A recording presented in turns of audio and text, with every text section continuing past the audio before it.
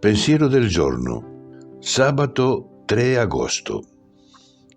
Meditare in intimità.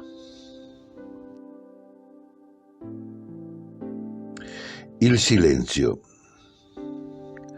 Se in rare occasioni ho l'opportunità di ritirarmi in un luogo solitario dove posso pregare in un silenzio non interrotto da radio, telefoni e automobili o da qualsiasi rumore proveniente dalla strada, a volte mi rendo conto di quanto quel silenzio parli.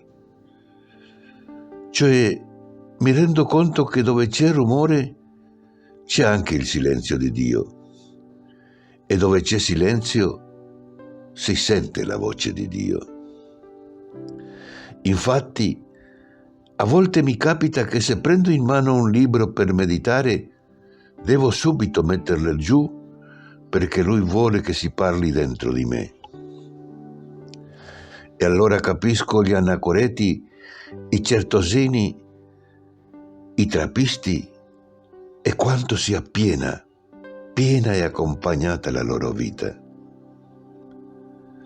Ma posso prendere questa consolazione di Dio solo come mezzo per continuare il mio lavoro e per avvicinarmi all'umanità che devo servire, per portare avanti il lavoro che Dio mi ha affidato e quindi per corrispondere al suo amore e alle parole che mi suggerisce nel profondo del cuore, nel silenzio.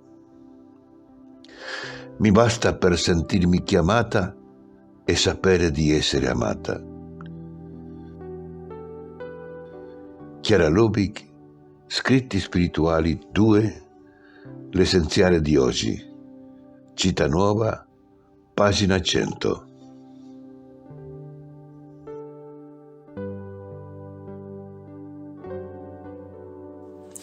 Parola di vita, agosto 2024. Signore, è bello per noi stare qui.